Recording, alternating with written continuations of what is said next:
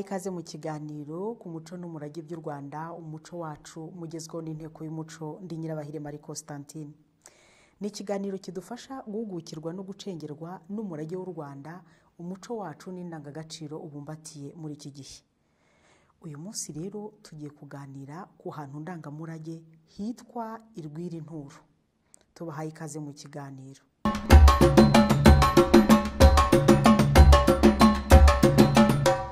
U Rwanda rufite ahantu hatandukanye habumbatiye amateka, umuco, byaba ibyo mu gihe cyo hambere ndetse byaba n'ibyo mu gihe cya vuba. Inteko y'umuco rero yakoze urutonde rw'ahantu hasaga 500. Ndetse uko bwije n'uko bukeye hari ahandi henshi igenda imenya. Muri aho rero hari ahantu hatavugwa kandi habumbatiye amateka. Irwiri-Nturo n'ayahe mateka yaho kandi ni hehe André? Irwiri-Nturo ni mu ntara y'Amajyaruguru mu karere ka Rulindo, mu murenge wa Cyungo, akagari ka Rwiri, mu mudugudu wa Nturo. Mu Rwanda rwo hambere aho hari mu karere k'Ububeruka. Irwiri-Nturo hafite amateka yihariye nk'uko wabivuze, kuko ariho haramvuwe ingoma Karinga. Karinga yabaye ingoma ngabe y'u Rwanda igihe gisaga imyaka 450. Yimitswe na Ruganzu Ndori ahayinga mu 1510, ivanwaho mu 1961 ubwo ingoma ya cyami yahirikwaga mu mugambi wateguwe n'ubutegetsi bw'abakoloni b'Ababiligi. André, unteye amatsiko kurushaho. Hari amagambo uvuze numva ni mashya, haba kuri nge ndetse no ku bandi wenda bashobora kuba badukurikiye. Ingoma ngabe ni iki kandi kuramvura ingoma bisobanuye iki? Hanyuma nyuma dusobanurire Karinga yaramvuye gute. Urakoze.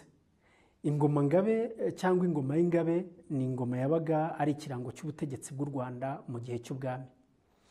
Reka nguhe urugero rwumvikana. Muri iki gihe cya Repubulika, ibirango by'igihugu cyacu ni ibendera, ikirangantego n'indirimbo yubahiriza igihugu. No mu gihe cy'ubwami rero u Rwanda rwari rufite ibirango byarwo, igikuru muri byo ari ingoma yitwaga Karinga.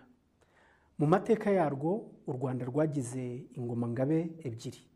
Iya mbere ni Rwoga, yimitswe na Gihanga wahanze u Rwanda, nyumiza gusimburwa na Karinga. Naho kuramvura ingoma ni ukuyibaza, kuko ingoma ikorwa mu giti. Mu mvugo ikeye rero ntibavuga kubaza ingoma, bavuga kuyiramvura. Reka ngaruke ku mateka ya Rwiri-Nturo na Karinga. Igihe u Rwanda rwigarurirwaga n'abanyamahanga, umwami Ndahiro wa kabiri Cyamatara akicwa, n'ingoma Rwoga ikanyagwa, nyuma y'imyaka 11 rwunamuwe na Ruganzu wa kabiri Ndori, yimika ingoma nshya ariyo Karinga. Imihango yo kuramvura Karinga yateguriwe kwa Minyaruko ya Nyamikenke, umuvubyi ukomeye watwaraga ubusigi.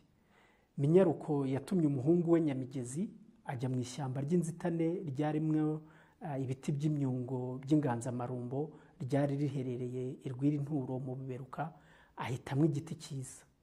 Yaragitsinze agicamo ingeri 5, azihekesha avuga ko agiye kuzibazamwe amasekuru.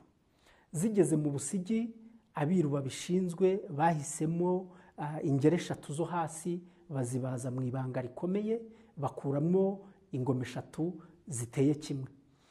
Ingoma yavuye mu ngeri yo hasi bayise Bariba, iyavuye mu ngeri yo hagati bayita Karinga, naho iyavuye mu ngeri yo hejuru bayita Kari hejuru.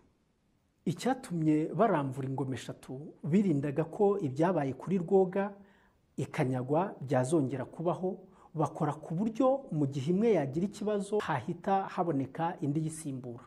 Muri izo ngoma 3 Karinga niyo yatoranijwe kuba ingabe, Minyaruko ayitura Ruganzu arayimika. Karinga biva ku nshinga y'ikinyarwanda cya kera yo kuringa, ari nayo yaje guhinduka kwiringira mu kinyarwanda cy'ubu. Karinga rero yasobanuraga icyizere cyangwa se ibyiringiro.